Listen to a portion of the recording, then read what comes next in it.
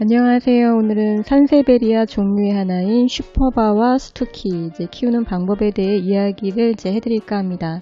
산세베리아는 아프리카가 원산지인 식물로 산세베리아의 종류는 수십 종류가 있는데요.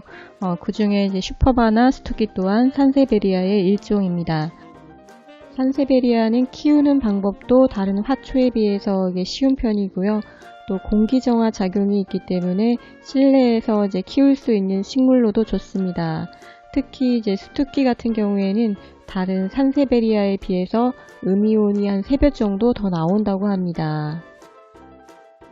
산세베리아 키울 때는 부드러운 햇볕이 잘 드는 장소에서 키우시는 것이 생육이 좋아지고 색감도 예쁘게 자라는데요. 햇볕이 너무 약하게 들어오는 장소에서는 잎이 연약해질 수 있고 또 길게 웃자라서 잎이 꺾이는 일이 있을 수 있습니다.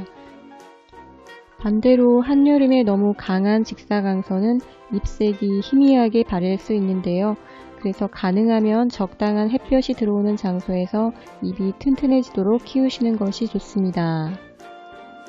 산세베리아는 추위에 약한 식물이기 때문에 겨울철에는 10도 이상이 되는 그런 장소에서 관리를 하시는 것이 좋고요.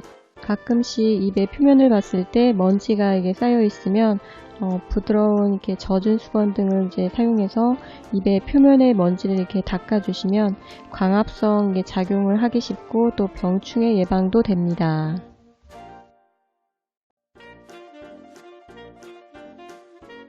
산세베리아는 다육질 식물이기 때문에 건조에는 강한데요.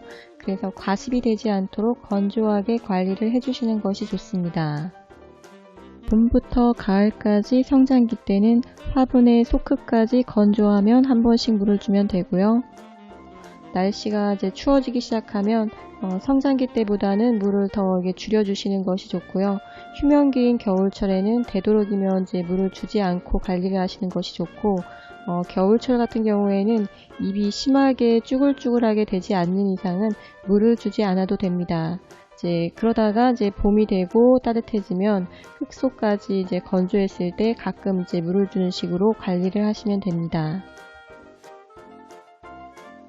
참고로 물을 줄 때는 키우는 사람마다 환경이나 또 그리고 화분의 크기 그리고 또 어떤 흙에 심었는지에 따라서 흙이 건조되는 시간이 조금씩 달라질 수 있는데요.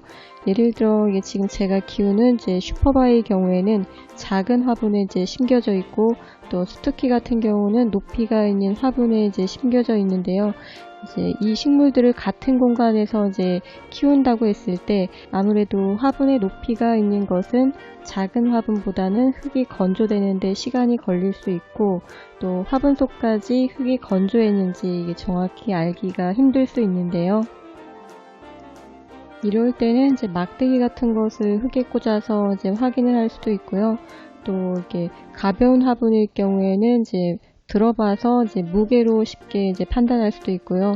또 잎의 상태를 보고 물을 주는 시점인지 아닌지 이렇게 판단할 수 있습니다. 이 스투키 같은 경우에는 수분이 서서히 줄어들게 되면 줄기에 골이 생기는데 만약 평소에 물을 자주 줘서 과습으로 뿌리를 썩게 했다면 이런 다육성 식물은 특히 잎 상태를 보고 주는 것이 가장 안전합니다. 산세베리아는 포기 나누기와 잎꽂이 등으로 번식시킬 수 있는데요. 포기 나누기는 어미에서 자구가 생겼을 때 화분에서 식물을 꺼내서 어미와 자구를 분리시킨 뒤 각각 건조시켜 다시 흙에 심어주면 되고요. 잎꽂이를 할 때는 잎을 따서 잎을 몇 개로 나누어 자른 후에 자른 부위를 며칠 정도 건조를 시키고 나서 흙에 꽂아주거나 물에 담가 두시면 됩니다. 이때 나눈 잎은 잎이 자라는 방향과 뿌리가 자라는 방향이 뒤바뀌지 않도록 해서 꼭 심어줘야 하고요. 물에 담가둘 경우에는 깨끗한 물에 밑부분이 1cm 정도 살짝 잠기게 하시면 되고 또 물이 오염되지 않도록 자주 갈아주셔야 합니다. 참고로 잎에 무늬가 들어가 있는 품종의 경우에는 잎을 나누어서 하는 방법으로 잎꽂이를 하게 되면 새롭게 나오는 자구의 잎은 모체와 같은 모양이 아니고 무늬가 없는 초록색의 유전 형질이 나올 수 있습니다. 그래서 무늬가 있는 산세베리아 모양 그대로 번식시키고 싶은 경우에는 잎꽂이보다는 포기 나누기로 하는 것이 가장 좋습니다. 산세베리아 삽목하는 시기는 성장기에 하면 가장 좋고요. 성장기가 아닌 시기에 하게 되면 뿌리를 내리는데 성장기보다는 시일이 많이 걸릴 수 있습니다.